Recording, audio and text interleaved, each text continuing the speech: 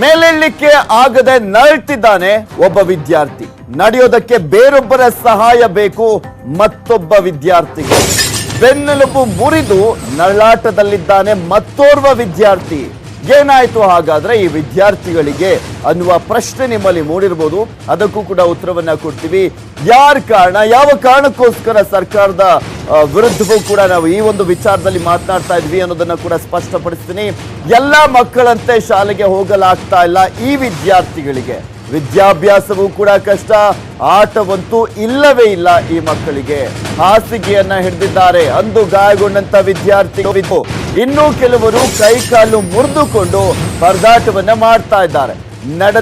ನಡೆದಾಡ್ಲಿಕ್ಕೆ ಆಗಲಾರದಂತಹ ಒಂದು ಪರಿಸ್ಥಿತಿಯಲ್ಲಿ ಹಲವು ವಿದ್ಯಾರ್ಥಿಗಳು ಇರುವಂತದ್ದು. 7-8 ವಿದ್ಯಾರ್ಥಿಗಳ ಸ್ಥಿತಿ ಇವತ್ತಿಗೂ ಕೂಡ ಕರುಣಾಜನಕವಾಗಿದೆ. ಏನಾಯ್ತು ಹಾಗಾದ್ರೆ ಆ ವಿದ್ಯಾರ್ಥಿಗಳಿಗೆ, ಏನ್ ಕಾರಣ, ಇದೆಲ್ಲದ್ರ ಬಗ್ಗೆನೂ ಕೂಡ ಕಂಪ್ಲೀಟ್ ಅಪ್ಡೇಟ್ಸ್ ಅನ್ನ ನೆಕ್ಸ್ಟ್ ಬ್ರೇಕಿಂಗ್ ನ್ಯೂಸ್ ಅಲ್ಲಿ ನಿಮ್ಮ ಮುಂದೆ ಇಡ್ತೀನಿ.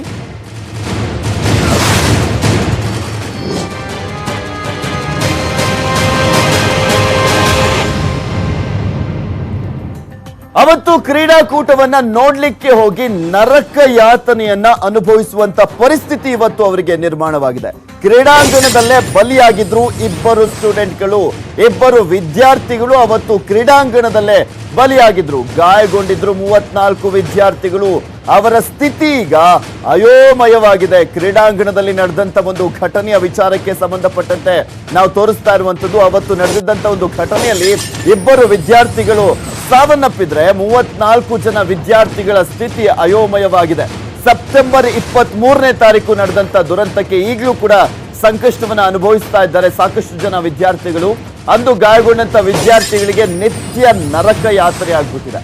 ಸಮರ್ಪಕ ಚಿಕಿತ್ಸೆ ಕೊಡಿಸದೆ ಕೈ ಚೆಲ್ಲಿದೆ ಸರ್ಕಾರ. ಬಳ್ಳಾರಿ ಜಿಲ್ಲೆ ಸಿರುಗುಪ್ಪ ಕ್ರೀಡಾಂಗಣದಲ್ಲಿ ನಡೆದಿತ್ತು ಈ ಒಂದು ಘಟನೆ.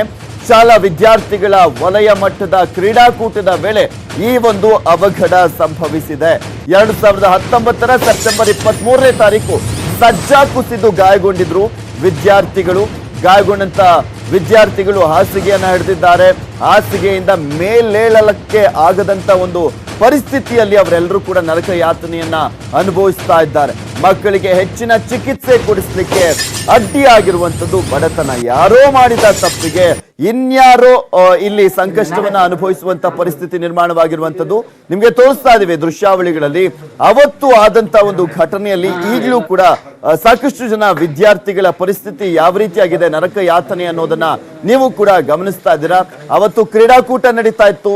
ಸಜ್ಜ ಮುರಿದು ಬಿದ್ದಂತ ಹಿನ್ನೆಲೆಯಲ್ಲಿ ಈ ವಿದ್ಯಾರ್ಥಿಗಳ ಪರಿಸ್ಥಿತಿ ಈ ರೀತಿಯಾಗಿದೆ. ಬೆನ್ನು ಮೂಳೆ ಮುರ್ಕೊಂಡಿದ್ದಾರೆ ಕೆಲವರು, ಇನ್ನು ಕೆಲವರು ಕೈಕಾಲನ್ನ ಮುರ್ಕೊಂಡಿರುವಂತದ್ದು, ಇನ್ನು ಕೆಲವರಿಗಂತೂ ಓಡಾಡ್ಲಿಕ್ಕೂ ಸಾಧ್ಯ ಇಲ್ಲ. ಇಬ್ಬಿಬ್ರು 3 ಜನ ಅವರನ್ನ ನಡೆಸ್ಕೊಂಡು ಓಡಾಡಿಸ್ಬೇಕು ಅಂತಹ ಪರಿಸ್ಥಿತಿ ನಿರ್ಮಾಣವಾಗಿರುವಂತದ್ದು. ಇನ್ನು ಒಂದ್ ಕಡೆ ಕಂಪ್ಲೀಟ್ ಆಗಿ ಅವರ ವಿದ್ಯಾಭ್ಯಾಸಕ್ಕೆನೆ ಡ್ಯಾಮೇಜ್ ಆಗೋಗಿದೆ. ಅಂದ್ರೆ ಓದ್ಲಿಕ್ಕೆ ಕಷ್ಟ ಆಗ್ಬಿಟ್ಟಿದೆ. ಯಾಕಂದ್ರೆ ಅವ್ರನ್ನ ಸ್ಕೂಲಿಗೆ ಕರ್ಕೊಂಡು ಹೋಗೋದೇ ಕಷ್ಟ. ಇಷ್ಟೆಲ್ಲದರ ನಡುವೆ ಬಡತನ ಅನ್ನೋದು ಕಾಡ್ತಾ ಇದೆ ಅವರಿಗೆ. ಯಾಕೆಂದ್ರೆ ಅವರಿಗೆ ಚಿಕಿತ್ಸೆ ಕೊಡಿಸ್ಲಿಕ್ಕೂ ಕೂಡ ಹಣ ಇಲ್ಲ. ಈ ಒಂದು ಘಟನೆಗೆ ಕಾರಣವಾಗಿರುವಂತ ಸರ್ಕಾರ ಅವತ್ತು 25,000 ರೂಪಾಯಿ ಕೊಟ್ಬಿಟ್ಟು ಕೈ ತೊಳ್ಕೊಂಡು ಇದುವರೆಗೂ ಅವರ ಚಿಕಿತ್ಸೆಗೆ ಅಂತ ಸ್ವಲ್ಪನೂ ಮತ್ತಷ್ಟು ನೆರವನ್ನ ನೀಡ್ತಾನೆ ಇಲ್ಲ.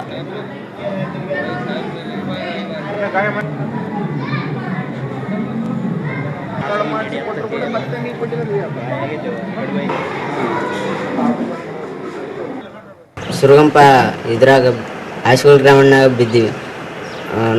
ಆಡಕ್ಕಂತ ಹೋಗಿದ್ವಿ. ಅಲ್ಲಿ ಜಗಳ ನಡೀತಿತ್ತು. ಅದು ನೋಡಕ್ಕಂತ ಮ್ಯಾಗ ನೋಡಿದಕ್ಕೆಲ್ಲ ಅದು 2 ಗಂಟೆ ಸುಮಾರು ಬಿದ್ದು ಬಿಡ್ತಿ. ಬಿದ್ದ ಗಂಟೆನ ನಾವು ಅದ್ರ ಮ್ಯಾಗ ಬಿದ್ದು ಬಿಟ್ವಿ. ಬಿದ್ದ ಮೇಲೆ ನಮಗೆ ಎಚ್ಚರಿಲ್ಲ. ಹಾಸ್ಪಿಟ್ಲಿಗೆ ಹೋಗಿ ಅಲ್ಲಿ ಟ್ರೀಟ್ಮೆಂಟ್ ತಗೊಂಡಾಗ ಬಳ್ಳಾರಿ ಹೋಬಳಿ ಬರ್ಕೊಟ್ರು. ಅಲ್ಲಿ ಲಾಸ್ಟಿಂದ ಮತ್ತು ನಾವು ಸಪ್ರೇಟ್ ಅಲ್ಲಿ ಲಾಸ್ಟಿಂದ ಏನಿಲ್ಲ ಅಂತಂದು ಕಳಿಸಿದ್ರು. ಆಮೇಲೆ ಬನ್ನಿ ಬಂದಾಗ ಕಾಲು ಮಾಡಿ ಕಟ್ಟಾಗಿದ್ವು. RK ಹಾಸ್ಪಿಟ್ಲಿಗೆ ರಕ್ತದ ಹಾಸ್ಪಿಟ್ಲಿಗೆ ತೋರಿಸಿದ್ವಿ. ಅಲ್ಲಿ 1.5 ಲಕ್ಷ ರೂಪಾಯಿ ಕೇಳಿದ್ರು ಅವರು ಆಪ್ರೇಷನ್ ಮಾಡೋಕ್ಕೆ. ನಮ್ಮ ಕೈಲಿ ಆಗಲಿಲ್ಲ. ಅದಕ್ಕೆ ಹೋಬಳಿಗೆ ಇವಾಗ ತೋರ್ಸಕತ್ತೀವಿ. ಇಷ್ಟ ಕುಡದಳ್ಳಿ ಸಾಲಿ ಓದ್ತಿದ್ರಿ. ಇವಾಗ ಕುಡದಳ್ಳ ಹಾಸಿ ಹಿಡಿದು ಸುರಗುಪ್ಪ ಹೈಸ್ಕೂಲ್ ಗ್ರೌಂಡಿಗೆ ಕಬಡ್ಡಿ ಆಡಕ್ಕೆ ಕರ್ಕೊಂಡು ಹೋಗಿದ್ದಾರೆ. ಅಲ್ಲಿ ಬಿಲ್ಡಿಂಗು ಸಬ್ಜೆ ಇದಾಗಿ ತೆಳಗೆ ಬಿದ್ದು ಅನಾಹುತ ಆಗಿ ನಮ್ಮ ಹುಡುಗರಿಗೆ 3 ಈ ಥರ ಆಗಿದೆ. ಆದ್ಮೇಲೆ ಈ ಗೌರ್ಮೆಂಟಿಗೆ ಆಮ್ಯಾಕೆ ಇಲ್ಲಿ ಶಾಲೆ ಅವರು ಮಾಸ್ಟರ್ಗಳಿಗೆ ಎಲ್ಲ ಇದು ಮಾಡಿದ್ರೆ 25,000 ರೂಪಾಯಿ ಕೊಟ್ಟಿದ್ದಾರೆ ಗೌರ್ಮೆಂಟ್. ನೋಡ್ತಾ ಇದ್ದೀರಾ ನೀವು ಕೂಡ ಆ ವಿದ್ಯಾರ್ಥಿಗಳ ಪರಿಸ್ಥಿತಿ ಹೇಗಿದೆ ಅಂತ. ಇನ್ನು ಈ ವಿಚಾರಕ್ಕೆ ಸಂಬಂಧಪಟ್ಟಂತೆ ಮಾತಾಡ್ಲಿಕ್ಕೆ ಕ್ಷೇತ್ರ ಶಿಕ್ಷಣಾಧಿಕಾರಿ ಆಗಿರುವಂತಹ ಭಜಂತ್ರಿ ಅವರು ನಮ್ಮ ಜೊತೆ ದೂರವಾಣಿ ಸಂಪರ್ಕದಲ್ಲಿದ್ದಾರೆ. ನಮಸ್ಕಾರ ಭಜಂತ್ರಿ ಅವರೇ, ನನ್ ಧ್ವನಿ ಕೇಳಿಸ್ತಾ ಇದೆಯಾ ಭಜಂತ್ರಿ ಅವರೇ? ಕೇಳಿಸ್ತಾ ಇದ್ದೀರಿ. ಆ ವಿದ್ಯಾರ್ಥಿಗಳ ಪರಿಸ್ಥಿತಿ ಗೊತ್ತಾ ಸರ್? ಆ ವಿದ್ಯಾರ್ಥಿಗಳ ಪರಿಸ್ಥಿತಿ ಗೊತ್ತಾ ನಿಮ್ಗೆ? ಸಿರುಗುಪ್ಪದಲ್ಲಿ ಆದಂತ ಘಟನೆ ಸೆಪ್ಟೆಂಬರ್ 23ನೇ ತಾರೀಕು ಮನೆ ಭೇಟಿ ಮಾಡಿಬಿಟ್ಟು ಪ್ರತಿಯೊಂದು ಅನ್ನೋದನ್ನ ಮಾಹಿತಿ ತಗೊಂಡು ಒಂದು ಬುಕ್ ಮಾಡಿ. ಸರ್ ಡಿಸ್ಟರ್ಬೆನ್ಸ್ ಇದೆ, ಸ್ವಲ್ಪ ನೆಟ್ವರ್ಕ್ ಇರೋ ಜಾಗ ಬರ್ತೀರಾ? ಹಲೋ, ಕೇಳಿಸ್ತಾ ಇದೆ, ಮಾತಾಡಿ ಭಜಂತ್ರಿ ಅವರೇ. ಸಂಪರ್ಕ ಸಾಧ್ಯವಾಗ್ತಾ ಇಲ್ಲ, ಮತ್ತೊಮ್ಮೆ ಸಂಪರ್ಕ ಮಾಡ್ತೀವಿ. ಅವರು ಕ್ಷೇತ್ರ ಶಿಕ್ಷಣಾಧಿಕಾರಿಗಳು ಮೊನ್ನೆ ಕೂಡ ಹೋಗಿ ಡೀಟೇಲ್ಸ್ ಪಡ್ಕೊಂಡ್ ಬಂದಿದ್ವಿ ಅನ್ನೋದನ್ನ ಹೇಳ್ತಾ ಇದ್ರು. ಡೀಟೇಲ್ಸ್ ಪಡ್ಕೊಂಡ್ ಬರೋದಷ್ಟೇ ಅಲ್ಲ, ಇಲ್ಲಿ ಅವರಿಗೆ ಸರಿಯಾದಂತ ಚಿಕಿತ್ಸೆಯನ್ನ ಕೊಡಿಸ್ಬೇಕಾಗಿದೆ, ಅದು ಮೇನ್ ಇಂಪಾರ್ಟೆಂಟ್. ತುಂಬಾ ಜನ ಮಾತಾಡ್ತಾರೆ ಹೋಗ್ಬಿಟ್ಟು, ಈ ಒಂದು ಘಟನೆ ಸಂದರ್ಭದಲ್ಲಿ ಸಾಕಷ್ಟು ಜನ ಹೋಗ್ಬಿಟ್ಟು ಪರಿಹಾರ ಕೊಡ್ತೀವಿ, ನಾವು ಸರ್ಕಾರದಿಂದ ಇಸ್ಕೊಡ್ತೀವಿ ಅಂತೆಲ್ಲ.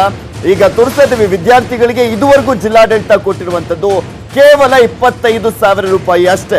ಮಕ್ಕಳ ಚಿಕಿತ್ಸೆಗೆ ಲಕ್ಷಾಂತರ ರೂಪಾಯಿ ಖರ್ಚನ್ನ ಮಾಡ್ಲಾಗ್ಬೇಕಾಗಿತ್ತು, ಆದ್ರೆ ಕೊಟ್ಟಿರೋದು ಕೇವಲ 25,000 ರೂಪಾಯಿ. ಪೋಷಕರು ಲಕ್ಷಾಂತರ ರೂಪಾಯಿ ಖರ್ಚನ್ನ ಮಾಡಬೇಕಾಗಿದೆ ಅವರಿಗೆ, ಆದ್ರೆ ಬಡತನ ಅನ್ನೋದು ಆ ದುಡ್ಡನ್ನ ಖರ್ಚು ಮಾಡ್ಲಿಕ್ಕೆ ಸ್ವಲ್ಪನೂ ಇಲ್ಲದಂತಹ ಕಾರಣಕ್ಕೆ ಏನು ಮಾಡದಂತ ಪರಿಸ್ಥಿತಿಯಲ್ಲಿದ್ದಾರೆ ಆ ಪೋಷಕರು. 25,000 ರೂಪಾಯಿ ಕೊಟ್ಟು ಕೈ ತೊಳೆದು ಕುಟ್ಕೊಂಡಿದೆ ಬಳ್ಳಾರಿಯ ಜಿಲ್ಲಾಡಳಿತ. ತಮ್ಮದಲ್ಲದ ತಪ್ಪಿಗೆ ಪರದಾಟವನ್ನ ಮಾಡ್ತಾ ಇದ್ದಾರೆ ವಿದ್ಯಾರ್ಥಿಗಳು. ಮಕ್ಕಳ ಚಿಕಿತ್ಸೆಗೆ ಸ್ಪಂದಿಸಬೇಕಾಗಿರುವಂತಹ ಸರ್ಕಾರ ಕೂಡ ಸೈಲೆಂಟ್ ಆಗಿದೆ, ನಮಗೂ ಇದಕ್ಕೂ ಸಂಬಂಧ ಇಲ್ಲ ಅಂತ. ಸರ್ಕಾರ ಅನ್ನೋದಕ್ಕಿಂತ ಈ ಒಂದು ಸಿರುಗುಪ್ಪ ವ್ಯಾಪ್ತಿಯಲ್ಲಿರುವಂತಹ MLAದು ತಪ್ಪು. ಅಟ್ಲೀಸ್ಟ್ ಮುಖ್ಯಮಂತ್ರಿ ಪರಿಹಾರ ನಿಧಿನೋ ಅಥವಾ ಇನ್ಯಾವುದೋ ಒಂದು ಪರಿಹಾರದ ಆರಾಮಾಗಿ ಕೊಡಿಸ್ಬೋದು, ಆದ್ರೂ ಕೂಡ ಏನೂ ಮಾಡ್ಲಿಕ್ಕೆ ಆಗ್ತಾ ಇಲ್ಲ. ತೀವ್ರತರ ಗಾಯಗೊಂಡು ಬಹಳ ನೋವನ್ನು ಅನುಭವಿಸಿರ್ತಕ್ಕಂಥ ಮಕ್ಕಳಿಗೆ ಒಂದು ಅನುಕೂಲ ಆಗೋ ದೃಷ್ಟಿಯಲ್ಲಿ ಎಲ್ಲ ರೀತಿಯ ಫೋಟೋ ಸಮೇತ ವರದಿಯನ್ನು ತೆಗೆದುಕೊಂಡು ಬಂದು ಮಾನ್ಯ ತಹಶೀಲ್ದಾರ್ ಸಿರುಗುಪ್ಪ ಅವರ ಮುಖಾಂತರ ಮಾನ್ಯ ಜಿಲ್ಲಾಧಿಕಾರಿಗಳಿಗೆ ಕಳಿಸಲಾಯಿತು.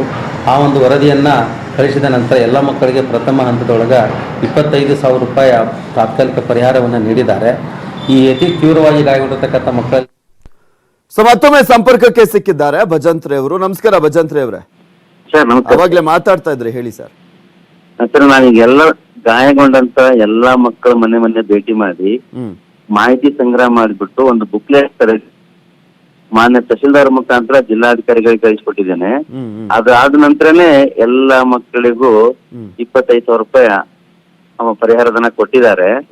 ಅತಿ ಹೆಚ್ಚು ಗಾಯಗೊಂಡಂತ ಮಕ್ಕಳಿಗೂ ಕೂಡ ಮಾಹಿತಿಯನ್ನ ಸಪರೇಟ್ ಮಾಡಿ ಹೆಚ್ಚು ಪರಿಹಾರಧನಕ್ಕಾಗಿ ತಹಶೀಲ್ದಾರ್ ಮುಖಾಂತರ ಮನವಿ ಮಾಡಿದ್ದೀನಿ ಸರ್ ಗೌರ್ಮೆಂಟ್ಗೆ.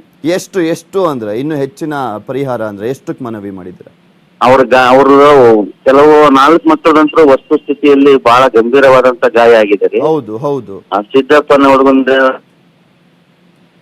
ಹೋಗ್ಬಿಟ್ಟಿದೆ. ಕೆಲ ಹುಡುಗರದು ಕಾಲು ಬಹಳ ಫುಲ್ ಫ್ರಾಕ್ಚರ್ ಆಗಿದೆ. ಅಂತ ಒಂದು 7 ರಿಂದ 8 ಮಕ್ಕಳು ಇದ್ದಾರೆ ಸರ್. ಅವ್ರಿಗೆ ಹೆಚ್ಚಿನ ಪರಿಹಾರ ಧನಕ್ಕಾಗಿ ನಾನು ತಹಶೀಲ್ದಾರ್ಗೆ ಮನವಿ ಕೊಟ್ಟಿದ್ದೇನೆ. ಎಷ್ಟು ಅಂತ ಕೇಳ್ತಾ ಇದ್ದೀನಿ, ಹೆಚ್ಚಿನ ಪರಿಹಾರ ಅಂದ್ರೆ